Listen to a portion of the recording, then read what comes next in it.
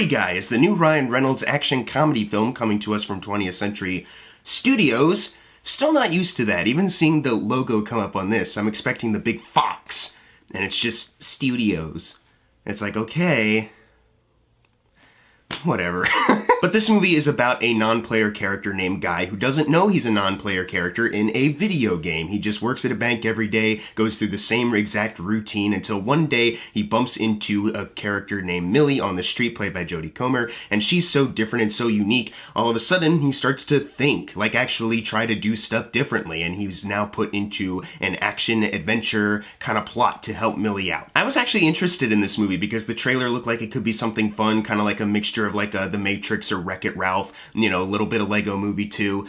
So I was interested to see what they could do with that. And I'm also, you know, I'm always going to root for Ryan Reynolds because I really do like him. And I think as far as like an action star, like a movie star goes, he's a really good one. I think he can carry a lot of stuff really well. And sometimes you're just entertained by the fact that he's in it. And the creative talent behind it. Shawn Levy is a guy who I honestly really admire. He directed a movie called Night at the Museum, which is a fan favorite of mine as a kid. The other two, not so much, but that first movie really, that, you know, watching that as a kid was really something special. This Is Where I Leave You, another movie that he directed, completely on the opposite end of the Night at the Museum spectrum there. You know, I honestly really enjoyed that movie. I thought he did a good job with that. And then there's also Real Steel, another movie that he directed that I thought, you know, going into it, I was like, okay, robot boxing movie, is this going to be kind of dumb? Are they going to execute this well? And I thought they did. It was a really good, enjoyable movie with a heart to it. So I was interested to see what Shawn Levy could do with a movie like this. It looks like a bigger movie than anything he's ever done before. It certainly seems like it, especially working with Ryan Reynolds, and I figured the story just sounded like, it sounded like something that could be really fun. And especially when you look at the writing talent, one of them wrote Ready Player One, which is like, you know, that's a good sign, you know, another video game kind of movie. And then another writer wrote Scoop, which I enjoyed, not everyone did, and Playing with Fire, which is a movie that is amazing. I'm being sarcastic, but am I? It kind of is amazing in a lot of ways. And I definitely walked out of this movie having a good time. It is an overall enjoyable movie with a lot of really fun action sequences. Shawn Levy does helm this movie as well as I expected him to. There is a lot of fun stuff that they do with just the utilization of like, we're in a video game, what can we do? Like what kind of weapons or items can we have to like boost an action scene and make it more enjoyable? What comedy can come from that as well? And I think there's some moments where I really was laughing along with some of the action going on. And in general, this movie does have a solid sense of humor to it. Some of that, of course, coming from Ryan Reynolds, but you know who practically stole this movie from like everybody? Like it might as well just be her movie. Jodie Comer as Millie. I think she was fantastic in this movie. She has to play two different kind of characters, even though she's essentially playing herself. But there's the her in real life playing the game where she's kind of a little more kind of dorky, a little more like closed off, and she's trying to investigate some stuff in the game. She believes that the creator of the game, Antoine, played by Taika Waititi, stole her code, and she's trying to find evidence of it in the game. So she's playing that kind of character, and in the game, she's also playing her avatar, where she's like super badass kind of spy kind of woman, and she's really great at both. She really pulls it off very well. Honestly, she really did steal the movie in a lot of ways. She's so enjoyable to watch here. Joe Keary, who's in this from Stranger Things, I really enjoy him in that show, and he's really good here. I really like the story of these two more than anything, I think, where, you know, they had a bit of a history developing a game. They kind of went on different directions as far as their career paths and, you know, personal life. And now because of this lawsuit that she's trying to investigate for and Guy seemingly becoming self-aware, you know, these two have kind of started to reconnect. And I really like that dynamic, the more kind of personal, human kind of dynamic going on here. This movie surprisingly has a good sense of heart to it that I was honestly kind of won over by at the end of the day. You will kind of, I wouldn't say crying, it's not one of those, but it is a movie where you can walk out going like, oh, well, that was sweet. There's a good sense of like these relationships in the movie. Like Lil Rel Howery is in this movie from Get Out and Bad Trip, other stuff. And he's Ryan Reynolds' friend. He's a cop at the bank that Guy works at. And, you know, there's, you know, he's funny. He's always good for a laugh, but there is kind of a couple scenes where you really get to sense like, oh, they are like really cool friends. Like there's a scene where he just sits down and just lays it out. Like, here's how I see the situation right now. And it's like, that's really sweet, you know? They do have a good sense of heart to this movie, which I enjoy. Because you can have all the visual flair, all of the action stuff in the world, and this movie does have a good, like, sense of world building as far as the video game world. They designed it really well, even if it is, like, kind of Grand Theft Auto meets Fortnite, other stuff like that. It does look really good when you see it and see how it's like executed everywhere, how these characters interact with each other and walk about. It's all really cool stuff. But at the end of the day, what I always say is like all that stuff is really good, but what can make it even better and what I'm always looking for is the more like personal touches. The sense of like, you know, there is a point to this movie that we are trying to get across to the audience. You know, we are trying to make you like these characters more than just, you know, you're watching them do cool stuff. Like you can kind of relate to them and some of their struggles. Like you can feel their journey growing, and that kind of inspires you or makes you feel good. And this movie does a good job of that. I wouldn't say though that this movie is absolutely perfect. I do have some issues with this that I would like to bring up right now. First off, there are a couple things visual effects wise when you're watching it and you're like, it's a little too kind of clean and polished. And there is a side of me that's like, you know, it is in a video game, so you can kind of let some stuff you see slide when you look at it, and it's like, it doesn't look 100%, but at the same time, there is such an attempt to differentiate, like, you're looking at a video game screen, and you're in the video game, and when you're in the video game with Guy, everything looks real. But that didn't take me out of it that much, but there is, like, some ways where they kind of edit, too. Like, in the trailer, there's a moment where Ryan Reynolds is leaping for that wrecking ball. It kind of slows down for a bit. You think he's gonna grab it. He doesn't, and goes, nope, and falls, and I laugh at that every time in the trailer, but watching it in the movie, it was edited a little too close and not they didn't spread it out, that little lunge he made for it to really make the joke land, so it just kind of came across as a you know? Which brings me to another thing about this movie is that even though it does have some good jokes and, you know, a lot of the cast does play it up well, there's a lot that I would say that don't really land for me, unfortunately. And sometimes it hinders Ryan Reynolds' performance as well. I would say overall, Ryan Reynolds is fine in this movie. He's totally fine in the role. And once again, I will continue to wish him the best and root for him in every single movie that he does. But in this movie, there's times where he's doing something where he's trying to really milk a laugh. He's really trying to emphasize, like, what I'm saying is funny.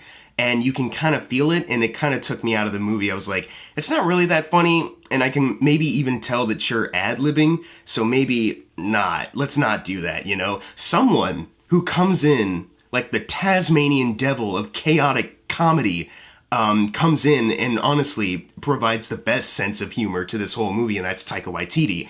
And I was not expecting this. I was honestly going in worried about Taika Waititi because I was like, he can either be one of the best things about this movie, or he's gonna be that guy where they get him just based off of his popularity with the Thor movies and, you know, Jojo Rabbit and all that stuff.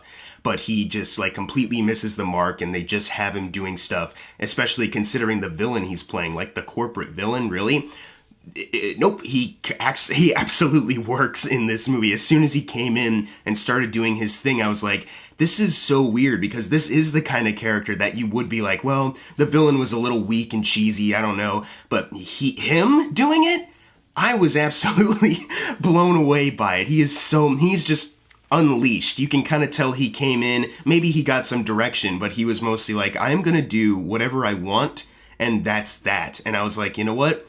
I'm here for it. You know, a villain that you would normally say, like, there's not a lot to him, and it's so, like, you know, one-dimensional how they're writing him.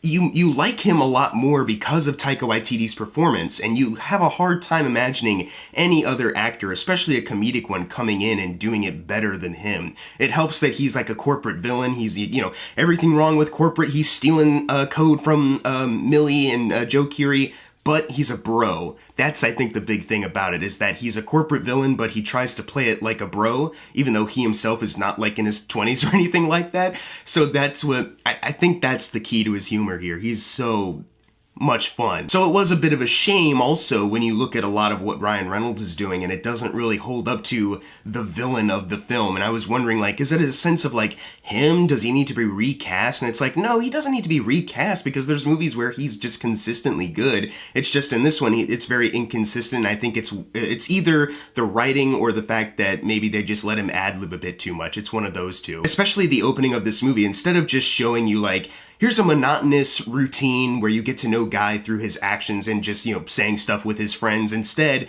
they have him narrating, and you don't really get, like, a monotonous day. You just get one day, and Guy just kind of tells you, yeah, sometimes it can get a bit monotonous and junk, and you don't really feel that kind of sense of urgency for something greater. Something else about the sense of humor with this movie, before I get on to my last point, is that there's some times where they go into just the usual kind of gamer jokes. And for a movie that actually has like YouTuber, Twitch streamers cameoing, I won't spoil it, but there are like real streamers who are cameoing in this movie, and this movie is in a lot of ways trying to at least show, you know, how fun it is to be a gamer, or like, you know, the fun side to it. They also go back to a lot of lame jokes that we've seen for a long time in movies, and they just kind of repeat, you know, like the I don't want to meet you because you're in your mom's basement. Or, you know, a guy is talking in a game and then he stops because his mom is vacuuming in the background. He's got to yell at her, you know, Mom, get out of my room. Oh my God, I'm trying to play a game. It's like, for a movie that's not trying to fall into the traps of like how, you know, a lot of gamers are kind of generalized in movies, they still do it. And it was a little frustrating that they couldn't think. I think that's the thing too, is that it wasn't really original. It's a lot of stuff you'd expect to hear from, and it's like that shit's not funny. The last thing I'll say is that there is like a narrative part of this movie where I have no idea the stretch of time. Let me explain. There's a moment where Millie's about to break into a place. Guy shows up and kind of ruins the whole thing because he's like, I don't know what's going on. And she's like, if you're gonna like go on like missions and stuff like this, you gotta level up. Look at you, you're level 1. And it's kind of implying like, okay, she's gonna leave now. She's talked to Guy, she's gonna leave. She's maybe gonna go back to that building and try to get back in.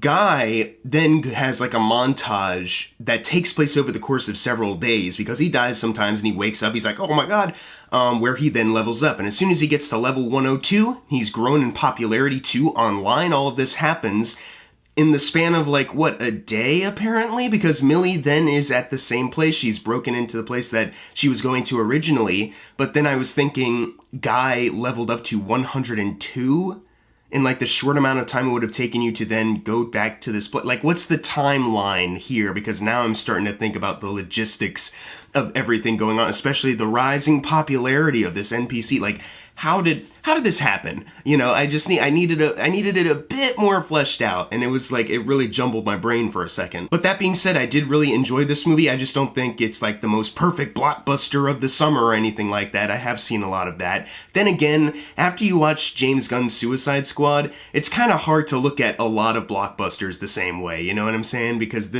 it's so weird how in a lot of ways this gave me the same vibe as like a Jungle Cruise. But I think I might have enjoyed Jungle Cruise just a tad more.